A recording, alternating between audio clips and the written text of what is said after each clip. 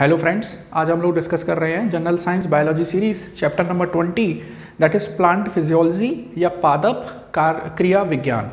ये इसका part 2 video है। पार्ट 1 वीडियो में हम लोगों ने खनिज और वो जल के एब्जॉर्प्शन के बारे में, अवशोषण के बारे में पढ़ा था। इस चैप्टर में हम जो पार्ट 2 वीडियो है, डेफिनेटली इस पार्ट में हम लोग मेनली पढ़ने वाले हैं फोटोसिंथेसिस के बारे में, फोटोसिंथेसिस और उससे रिलेटेड कुछ इंपॉर्टेंट क्वेश्चंस। तो देखिए, फोटोसिंथेसिस दैट मीन्स प्रकाश संश्लेषण। ठीक है, आप लोग पढ़ते ही हैं, छोटी क्लासेस में आप लोगों ने पढ़ा ही होगा कि प्रकाश संश्लेषण क्या है। उसी को हम लोग अपने एग्जाम के पॉइंट ऑफ व्यू से इंपॉर्टेंट पॉइंट डिस्कस करते हुए पढ़ेंगे। चलिए, तो देखिए, फोटो का मतलब हो गया प्रकाश और सिंथेसिस का मतलब हो गया संश्लेषण। मतलब क्या है कि प्रकाश, सूर्य के प्रकाश की उपस्थिति में हम लोग क्या कर रहे हैं, पदार्थ का संश्लेषण कर रहे हैं। और वो पदार्थ क्या है, वो भोजन है। जैसा कि आप सभी लोग जानते हैं कि हरे पेड़ पौधे, जितने भी हरे पेड़ पौधे हैं, वो सब हरे पेड़ पौधे क्या करते हैं, वो फोटोसिंथेसिस करते हैं। क्योंकि हरे पेड़ पौधों में एक हरा लवक पाया जाता है, हरे ग्रीन कलर का पिगमेंट पाया जाता है, जिसको बोलते हैं क्लोरोफिल। ठीक है, बहुत बेसिक सी चीज़ें हैं। और इस क्लोरोफिल में, इस क्लोरोफिल की प्रेजेंस में, या ऐसे समझ लीजिए कि क्लोरोफिल एक पिगमेंट है। इस पिगमेंट के द्वारा जो सूर्य के प्रकाश की जो ऊर्जा है, उसको हम लोग भोजन रूपी रासायनिक ऊर्जा में बदल देते हैं। ऐसा होता है, कुछ समझिए कि मान लीजिए ये मेरे पास एक बहुत छोटा सा एक मॉडल है एक पत्ती का, क्योंकि क्लोरोफिल पाया जाता है पत्तियों में। ठीक है, और पत्तियों के अंदर मान लीजिए कि ये वो क्लोरोफिल, वो ग्रीन कलर का पिगमेंट वो ये है।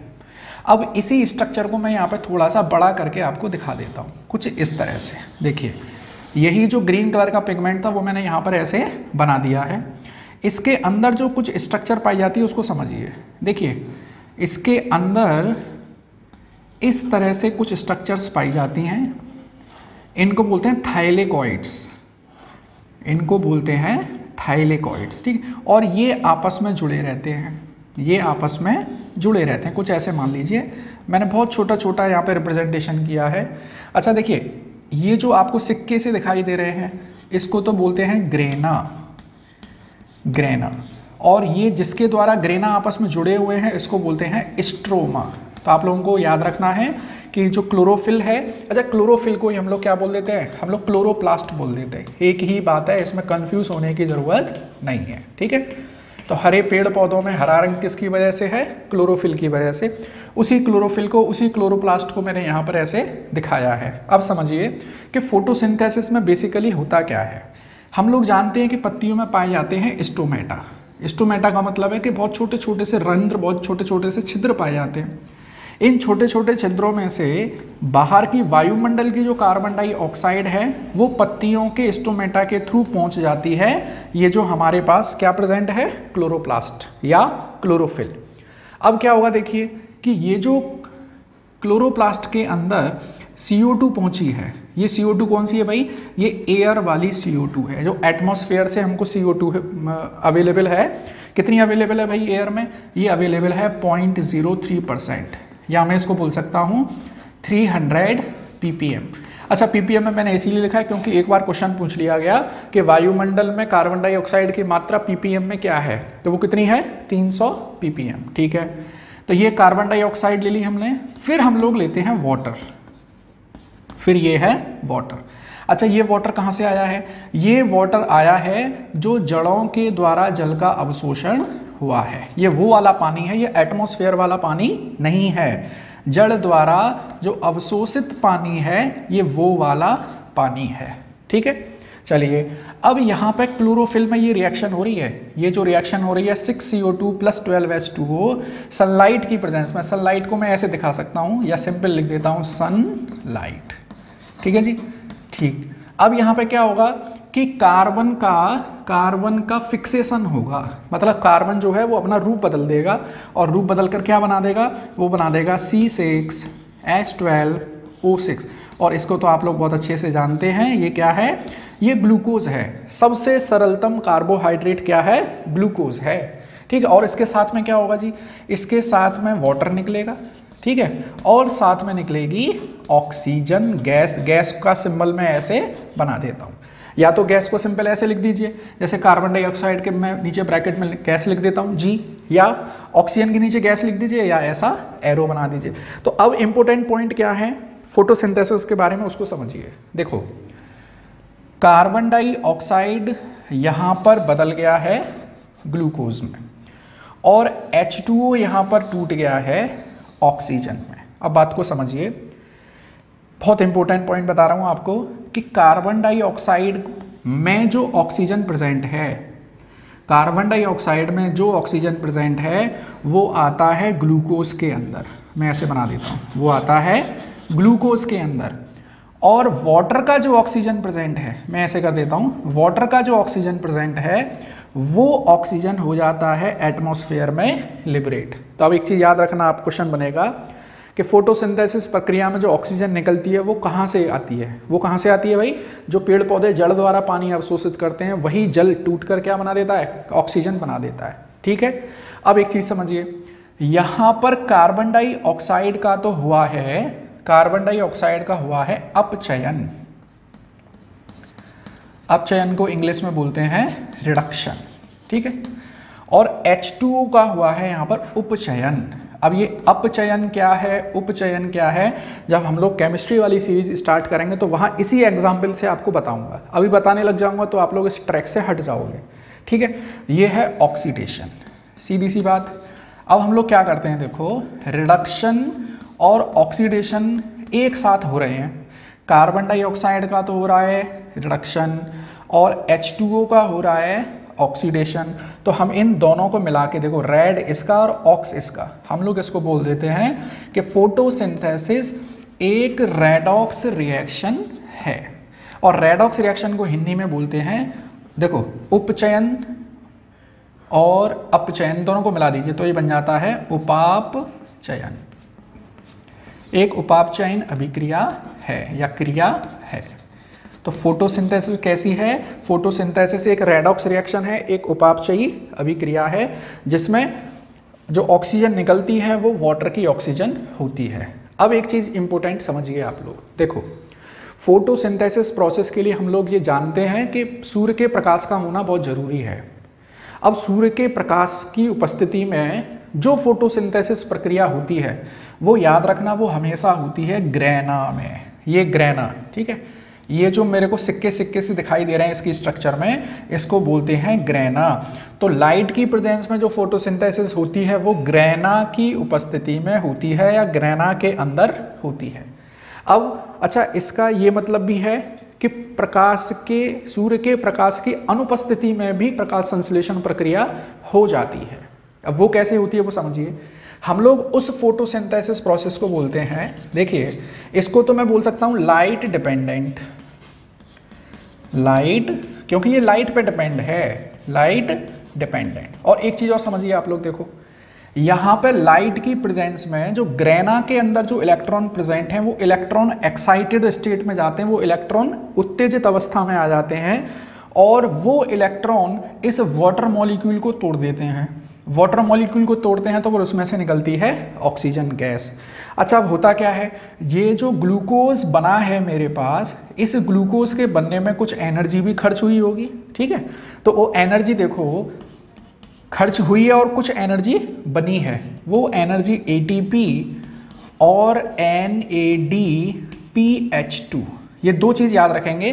देखो, हमारे अंदर जीव जंतुओं के अंदर जो एनर्जी की करेंसी है वो केवल होती है ATP, लेकिन पेड़ पौधों के अंदर ATP और NADPH2 दोनों ही पाए जाते हैं। तो याद रखना है, ATP और NADPH2 दोनों ही एनर्जी की मुद्रा हैं, ऊर्जा की मुद्रा हैं।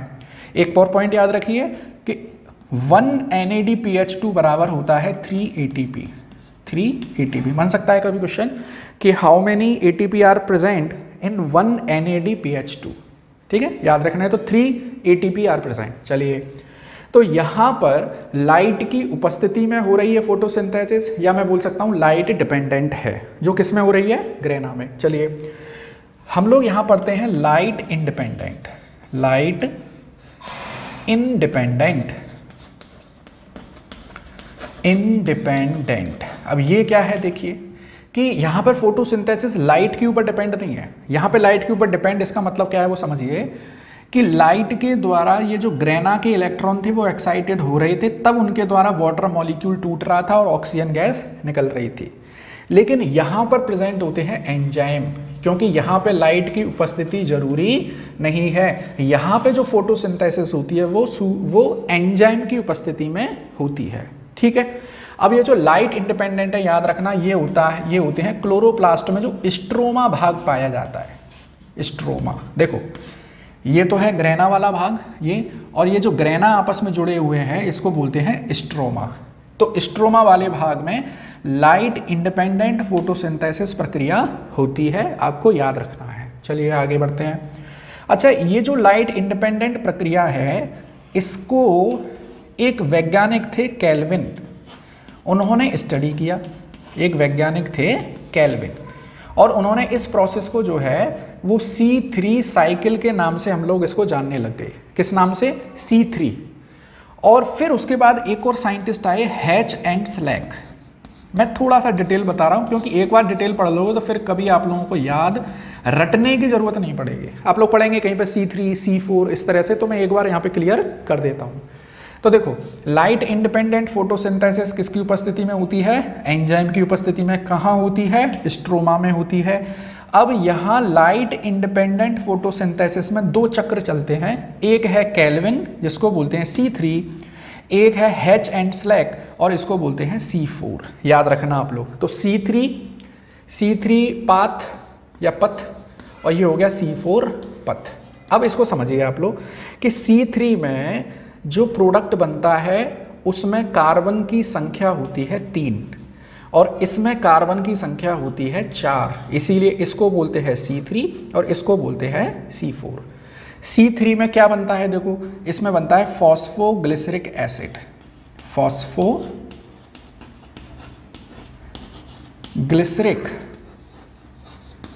एसिड, और यहां बनता है ऑक्सैलो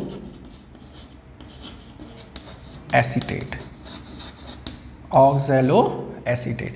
तो यहाँ पर जो देखिए, यहाँ पर हमने देखा है कि CO2 का फिक्सेशन हो रहा है, CO2 का स्थिरीकरण हो रहा है, तो हमको मिलना है C6H12O6। यहाँ पर CO2 का जब फिक्सेशन होता है तो यहाँ पे जो प्रोडक्ट मिलता है, पहला प्रोडक्ट जो मिलता है वो है फॉस्फोग्लिसरिक एसिड, उसमें होते हैं कार्बन एटम की संख्या 3, यहाँ पे होती है कार्बन एटम की संख्या 4। अब एक चीज़ समझिए आप लोग कि C3 पाथ जो है वो अधिकतर सभी पौधों में होता है, अधिकतर सभी में पाया जाता है। देखिए, लाइट जब तक प्रेजेंट है तब तक तो ये वाली प्रोसेस चलेगी। एक चीज़ और क्लियर कर दूं कि लाइट डिपेंडेंट फोटोसिंथेसिस जो प्रक्रिया है उसको एक साइंटिस्ट थे रॉबर्ट हिल, उन्होंने डिस्कवर किया सबसे पहले फोटोसिंथेसिस को। तो इसीलिए ये जो लाइट डिपेंडेंट रिएक्शन है इसको हम लोग हिल रिएक्शन भी बोल देते हैं, हिल रिएक्शन। ठीक है, समझ में आ रहा होगा आप लोगों के। चलिए, तो यहाँ पर अधिकतर पौधों में कौन सी अभिक्रिया होती है भाई? C3 पाथ चलता है। कुछ में विशेषकर वो कौन कौन से हैं? कुछ वाले वो हैं गन्ना, ठीक है, ज्वार, गन्ना, ज्वार, मक्का, और एक और सब्जी बनती है जिसकी चौलाई, सर्दियों में आपने खाई होगी अक्सर, एक सब्जी आती है चौलाई, तो इसमें पाया जाता है C4। इनके अलावा जितने भी सारे पौधे हैं सब में C3 पाथ, C3 साइकिल पाया जाता है। अच्छा, कुछ होते हैं बड़े ही जो मरुस्थलीय पौधे होते हैं, मरुस्थलीय। अब मरुस्थलीय पौधों का नाम आ गया तो एक तो बड़ा फेमस है जिसमें नागफनी, इन पौधों को हम लोग कैम प्लांट भी बोलते हैं, कैम प्लांट। इसकी फुल फॉर्म होती है क्रैसुलेशियन एसिड मेटाबॉलिज्म, क्रैसुलेशियन एसिड मेटाबॉलिज्म।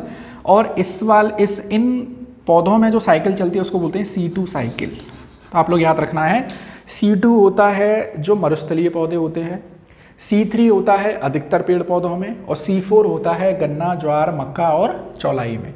ये तो सब में चलता ही है। जिसमें हरा कलर होगा पत्तियों का उसमें तो लाइट डिपेंडेंट होगी ही, लेकिन जब लाइट नहीं है तब भी ये प्रोसेस चलती है थोड़ी बहुत मात्रा में। कहाँ पे चलती है? स्ट्रोमा के अंदर चलती है। ठीक है, तो देखिए ये हमने पढ़ा है फोटोसिंथेसिस, लाइट डिपेंडेंट और लाइट इंडिपेंडेंट। अब हम लोग देखेंगे कि कौन से ऐसे फैक्टर हैं जो फोटोसिंथेसिस को अफेक्ट करते हैं। ठीक है, देखिए फ्रेंड्स, अब हम लोग पढ़ते हैं फैक्टर्स अफेक्टिंग फोटोसिंथेसिस या प्रकाश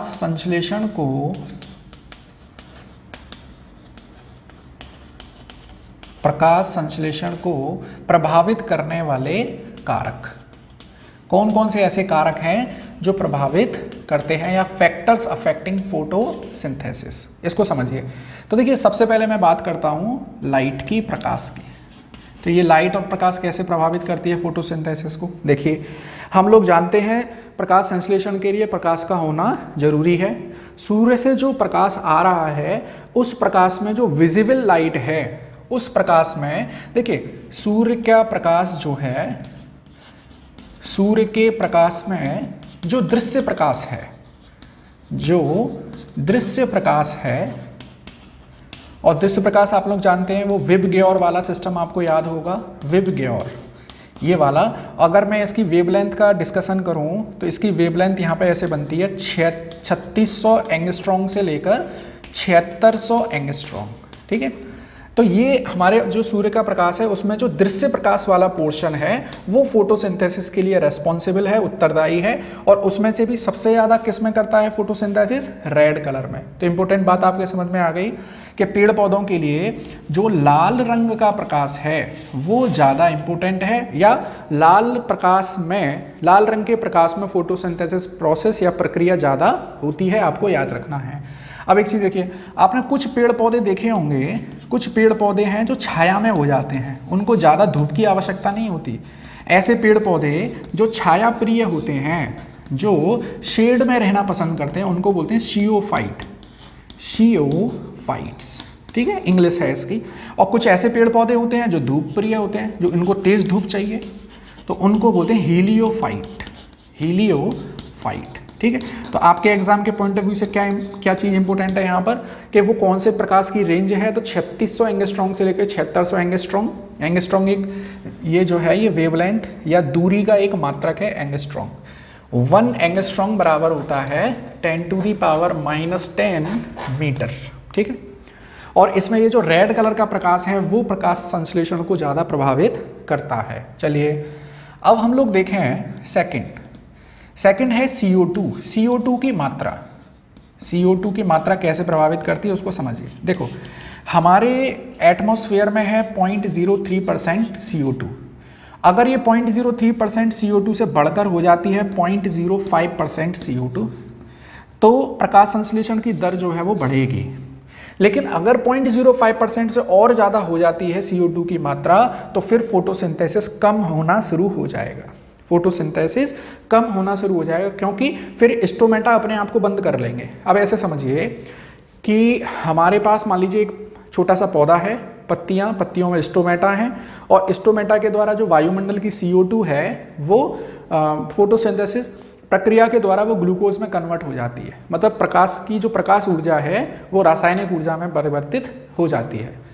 अगर स्टोमेटा को ज़्यादा CO2 मिलेगी तो स्टोमेटा क्या हो जाएंगे, बंद हो जाएंगे। इसका मतलब फोटोसिंथेसिस प्रक्रिया रुक जाएगी। तो CO2 अगर 0.03% से 0.05% तक बढ़ती है तो कोई दिक्कत नहीं है, लेकिन उसके बाद बढ़ेगी तो फोटोसिंथेसिस की प्रक्रिया कम हो जाएगी, याद रखना है। चलिए तीसरा है ऑक्सीजन की मात्रा। अब इसको समझिए। देखिए वैसे ऑक्सीजन तो निकलती है फोटोसिंथेसिस में, लेकिन अगर वायुमंडल में ऑक्सीजन की मात्रा ज़्यादा हो जाएगी तो फोटोसिंथेसिस की जो प्रक्रिया है वो कम हो जाएगी, वो रुक जाएगी। इसको बोलते हैं वारबर्ग इफेक्ट। वारबर्ग एक साइंटिस्ट थे, उन्होंने इसकी स्टडी करी कि अगर पेड़ पौधे के चारों ओर ऑक्सीजन की मात्रा बढ़ा दी जाए तो उस पेड़ पौधे की जो प्रकाश संश्लेषण की दर है वो कम हो जाएगी। इसी को बोलते हैं वारबर्ग इफेक्ट। चलिए चौथे पे आते हैं, दैट इज जल।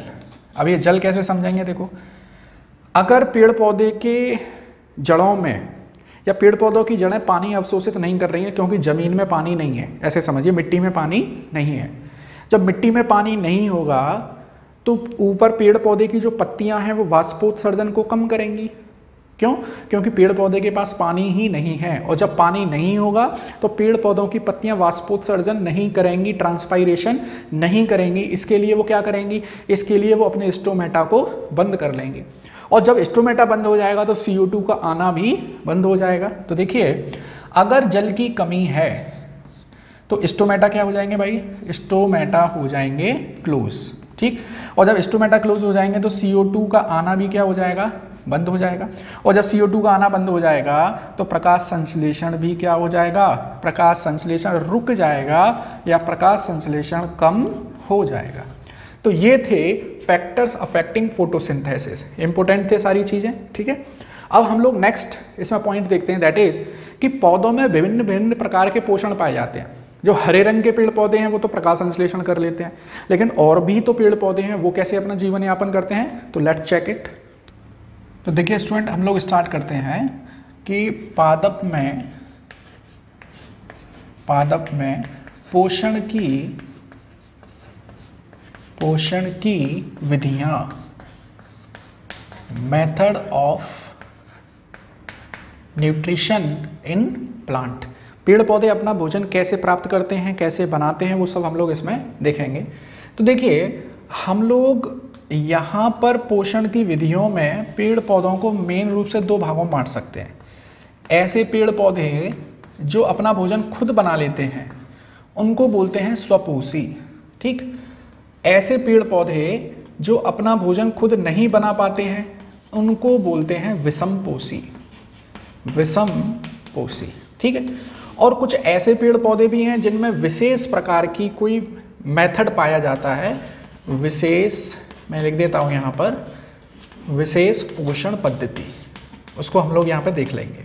चलिए, तो पेड़ पौधों में पोषण की विधियों में सबसे इंपॉर्टेंट क्या है? स्वपोषी। दूसरा विषमपोषी। देखो, स्वपोषी को इंग्लिश में बोलते हैं ऑटोट्रॉफिक, मतलब जो अपने भोजन के लिए स्वयं जिम्मेदार हैं। विषमपोषी हेटेरोट्रॉफिक, ठीक है।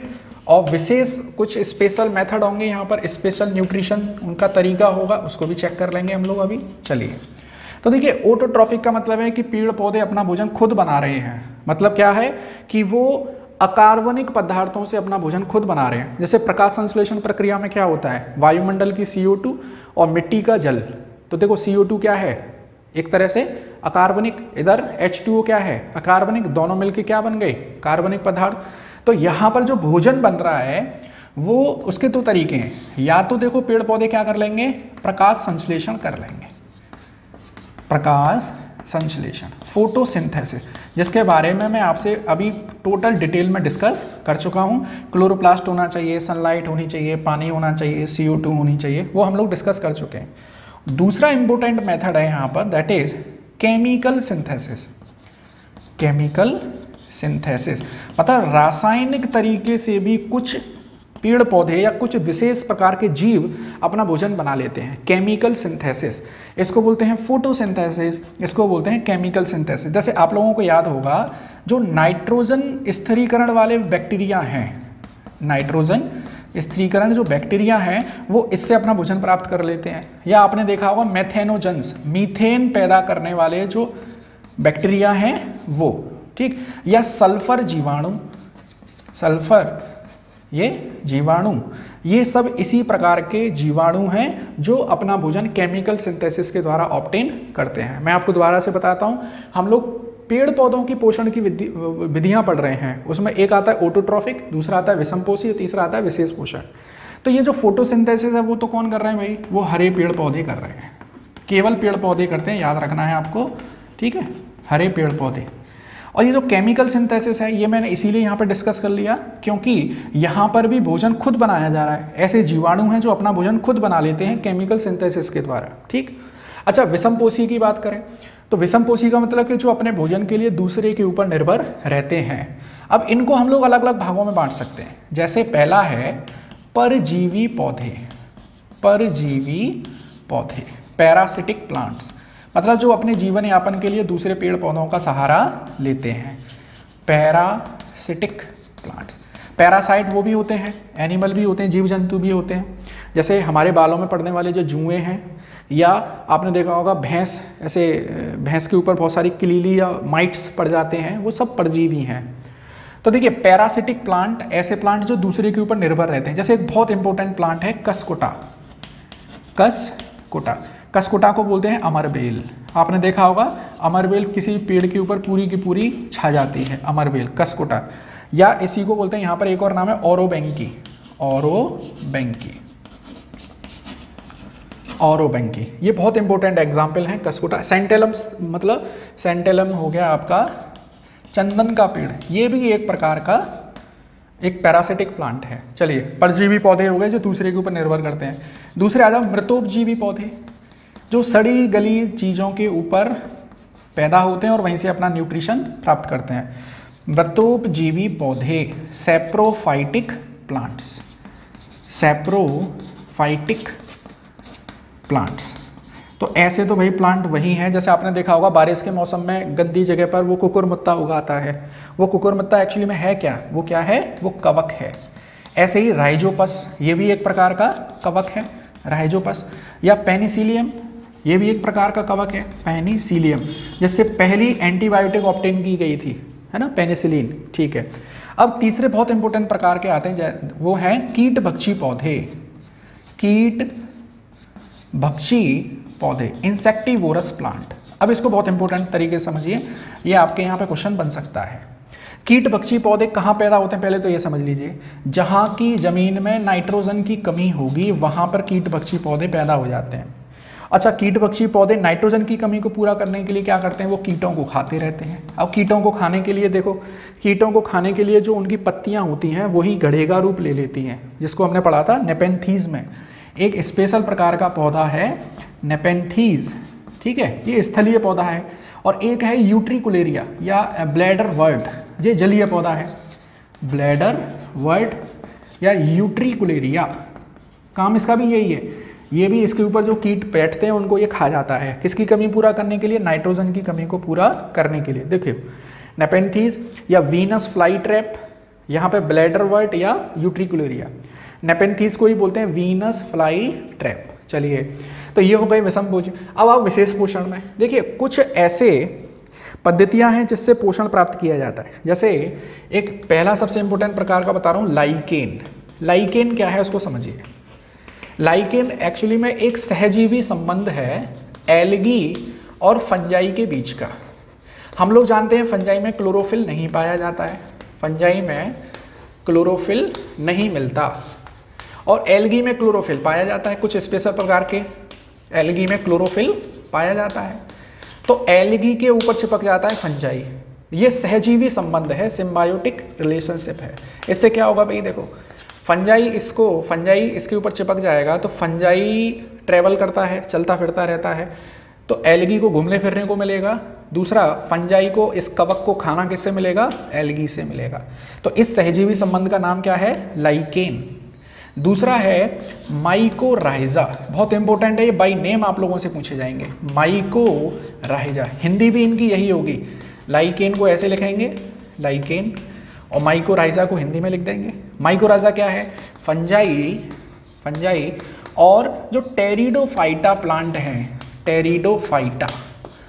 टेरिडोफाइटा की जो जड़ें होती हैं उनमें फंजाई सहजीवी संबंध बना लेता है। तो देखो लाइकेन और दूसरा माइकोराइजा, ये स्पेशल प्रकार के सहजीवी हैं पेड़ पौधों के साथ में। चलिए, तो देखिए स्टूडेंट, ये था चैप्टर नंबर 20 पार्ट 2 वीडियो, और इसमें हम लोगों ने फोटोसिंथेसिस और उसको अफेक्ट करने वाले फैक्टर बहुत अच्छे से पढ़े हैं। एग्जाम के पॉइंट ऑफ व्यू से ये बहुत इंपॉर्टेंट है।